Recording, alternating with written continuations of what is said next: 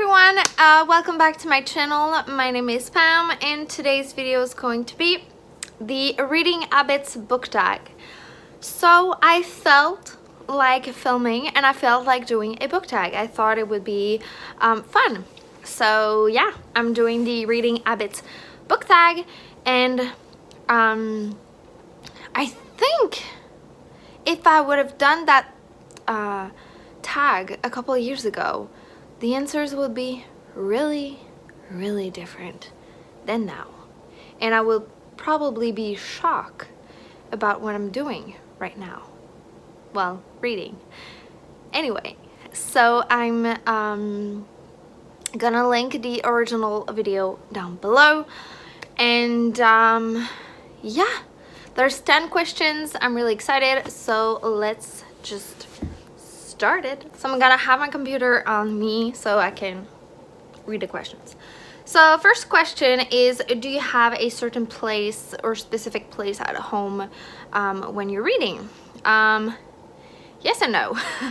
I don't have like a specific place where I have to read there, but I tend to read a lot on my couch, in my bed, and in my bath. So that's the 3 places that I find myself to read more. But yeah. Yes. Question number 2 is bookmark or random piece of paper. A couple years ago, I actually used a lot of like a random piece of paper. Or I would use on hardcovers, like for example, I'm just gonna take this one, Final Girls. I would use the flap of the desk jacket to like see where I'm at as a bookmark. But now when I read a hardcover, I can't have the dust jacket on. It's just so fucking annoying. So I just don't anymore use the little flaps thingy on hardcovers. I don't. So now I use bookmarks. So either magnetic bookmarks or plain old bookmarks in paper, you know, just bookmarks. Question number 3 is, can you stop reading or do you have to stop after a chapter / a certain amount of pages? Both. It depends. I can stop reading whenever. Like if I have a call or if something comes up and I'm reading, I'm just gonna stop. I'm gonna finish at least the sentence that I'm reading, but I'm gonna stop and just go back to it later. And yeah, it would not be hard for me to just go back to where I was. But I like to push myself, and I like to give myself some goals when I'm reading, especially when I'm in my bath or when I'm hungry. So if I'm hungry, I would say, okay, finish 1 chapter and then you can go get a snack and then come back. But you have to finish the chapter. If I'm in my bath, I would say, okay, so now I want to read 100 pages in my bath, and I will do it. And I would just read 100 pages. I will not get out of the bath before I'm done with my goal that I set myself. So it's both. Yeah. 4, do you eat or drink while reading? Yes, I do. I do both. I drink water, coffee, tea, wine, beer, anything while I'm reading. I will also find myself to eat chips, candy, dinner, breakfast, anything basically. So yeah, I eat and drink while I'm reading. 5, multitasking, music or TV while reading. No TV. I just can't. I will be too yeah, it would just be too distracting. Like I can't. But I will listen to music with no singing in it. Like if someone is singing the song, I can't read. I can't focus on reading. All I would want to do is just sing out loud the song. So yeah, no singing. So just instrumental music Or I really love doing that at night, especially putting a fireplace ambiance on the TV, or I love to watch / listen to ASMR rooms of Harry Potter ambiance kind of thing. I will link below the channel, or I will put in the channel of ASMR rooms. I really love just putting that on the TV and be like, okay, I'm gonna read for an hour now, or 2 hours, or 30 minutes, and just put something on the TV just as an ambiance while I'm reading. 6, one book at a time or several at once.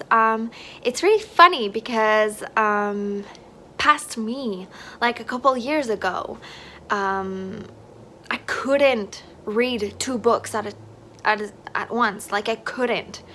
I would have to finish one book before I picked another one. I'm not like that anymore. And then after a couple of times, I realized that, okay, I can read like 2 books at once if they're like 2 different genre, like totally different genre. So if I'm reading one fantasy, I can read a contemporary at the same time and just pick one when I'm feeling like it. Or I can read a classic and read a fantasy. So it had to be like 2 very different genre of books for me to be able to read more than one book at once.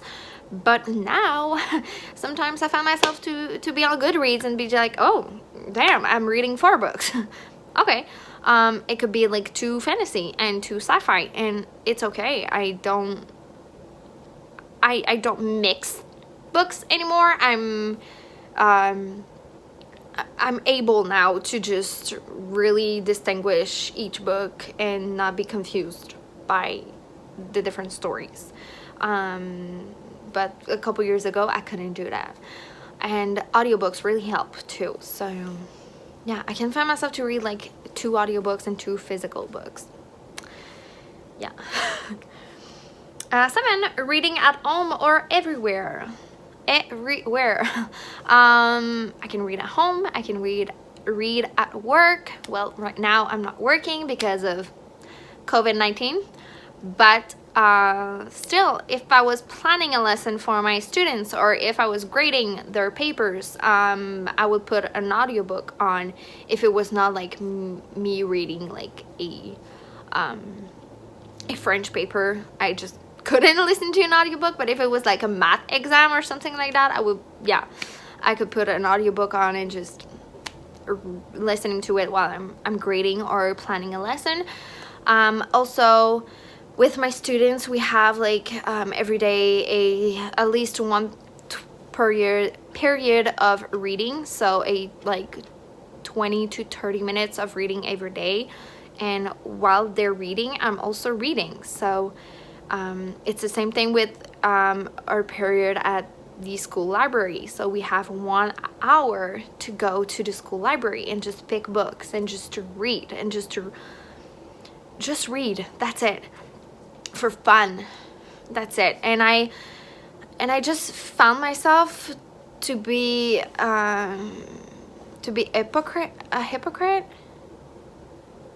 Yeah, hypocrite if I didn't show the example. So I ask for my students to read even though they don't want to. Like, it's an obligation. You have to read during that period. You have to read something. It can be a magazine, it can be a book, it can be like a comic, it can be a graphic novel. Anyway, it can be anything, but you have to read.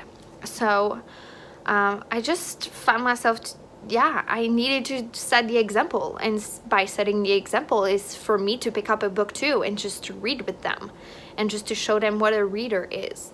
And that's what I'm doing. So yeah, I can read anywhere. I also read in my car. You know, I listen to audiobooks when I'm in my car. I listen to audiobooks when I do the groceries, when I shop. Yeah, I can read everywhere, in parks, coffee shops, anywhere, in the car. Not just listening to audiobooks, but also if my boyfriend is driving, I will have a book in my hand and I will read in the car. I'm not car sick when I'm reading. Or I read also in planes. I read everywhere. I can read everywhere. 8 is reading out loud or silently in your head. Silently in my head, of course. I'm not that person who will read out loud unless I'm reading for someone. So at school, sometimes at work, I do read books to my students. So yeah, I would read out loud, but otherwise it's really just silently that I do that. But I will find myself sometimes to just laugh out loud or to react at something like shocking and be like, oh my god, yeah, I would do that. I will find myself to do that, but it's not intentional, and otherwise I'm really silent while I'm reading. 9, do you read ahead or even skip pages? This is funny. This is a funny question for me, because back in the days when I was younger, I used to go to the last page in the book and just read the last page or read the last sentences before I even started the book, or in the middle of the book. I would be like, I'm wondering what's gonna happen at the end. Let's go check it out. Like, what? Why? Why would you do that? But thinking about it, I think Allegiant, book 3 in the Divergent series, created that habit out of me, because I wanted to, yeah, if you have read Allegiant, you know what I'm talking about, but otherwise, like, it's spoilers, so mute this video until my end is down, okay? In Allegiant, you know, Triss dies at the end, and yeah, I was so shocked that I didn't want that to ever happen to me again. So I think that's why I decided to read the last page or the last sentences. Yeah. So yeah, but nowadays I do not skip pages. I will just check when the chapter is gonna be over.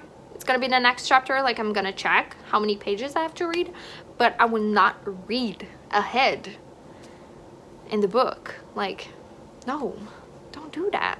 Question 10 is breaking the spine or keeping it. 10 is breaking the spine or keeping it like new.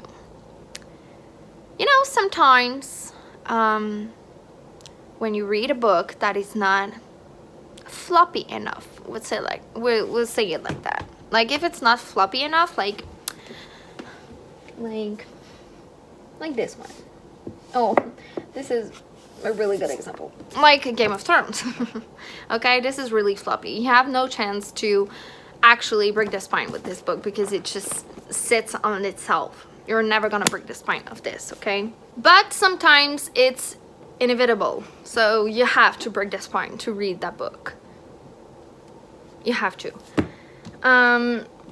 So, for example, Percy Jackson and the Olympians, this is the 5th book. You know, when I first read them, I read those books, I was like, oh my god, the spine is breaking, like, oh my god. But they're not floppy enough, so you can't physically read them comfortably without breaking the spine. And it's not, look, it's not bad. It's not that bad. Like, back in the days, again, when I was younger, I thought it was like the worst thing that could happen to my books, but it's okay. Like, it proves I've read it. I've read it, but you know, it proves that I actually read that book. But it's not bad. It's okay. And you know, in mass market paperback, it's really hard to not break the spine because most of the time they're really big and they're not floppy at all. Okay, they're not. So if you want to read it like comfortably, you have to break the spine. You have to, otherwise it's not comfortable to read that book. And it's okay. Like, break the spine, guys. It's fine. Your book is gonna be fine. And you're gonna enjoy reading that book so much more. And question 11. I thought it was 10 questions, but there's 11 questions. Do you write in your books? No, I don't. I'm not that far into my reading process, reading habits life. I would tab my books like Percy Jackson, like I would tab my favorite books, but I will not write in them. But sometimes I buy my books used, and even though you flip the pages, you don't know if someone have actually write in them. For example, The Woman in the Window by A.J. Finn. I bought that book at the thrift store. It cost me like $2, but someone wrote in it. Like the last person that actually read it wrote in it and underlined some parts and stuff. I just want to show you an example. Yeah, for example, here there's underline and something written in it, and it's okay.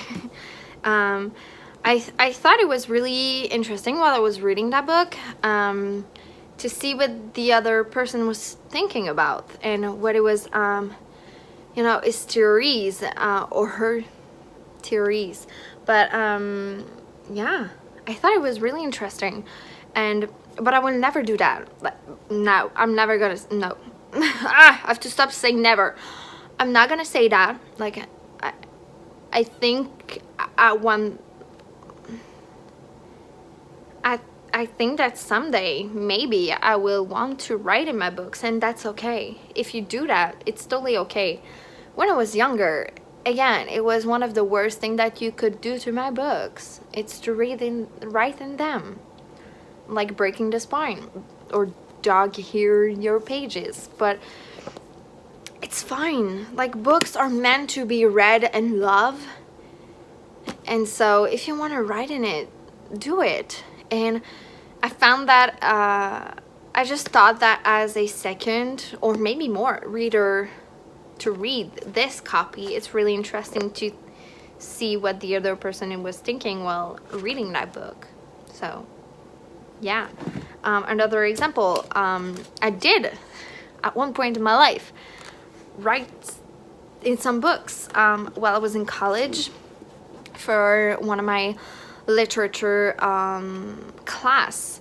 I had to read Rue by Kim Thuy, and yeah, I tabbed some places, but I also annotated, but I also like wrote in it and underlined some parts. It was to, yeah, and I did it because I had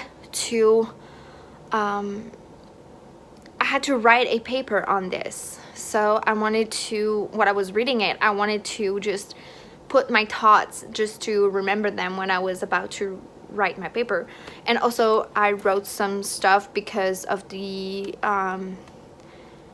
conversation and talking about that book that we had in class, and just stuff that other people picked up that I didn't. I wrote it, and I, you know, wrote my perspective on it and stuff, and it just helped me to write my papers. So in college, I did wrote in my books. It was something that I did regularly, but I also do that in textbooks. You know, in college and in university, I did wrote in my textbooks. Yeah, it was just like a simple thing. But I don't know, for my pleasures book, like the books that I read just only for pleasure, I don't write in them. I'm not comfortable doing that, and I don't find myself to be like, oh, I have to write what I'm thinking right now. I just, yeah, it would just drag me out of the story, and yeah, so I don't write in my books. Basically, that's what I'm saying. So this is it, guys. This is the Reading Habits book tag. I hope you enjoyed this video. I thought it was really fun to do and really simple. If you want to do it, I tag you. Do it. And tell me down below which is your worst reading habit. Something that you're really ashamed to talk about out loud because you think that people are gonna be super angry at you and come at you. So yeah, and I'll talk to you in another video. Bye.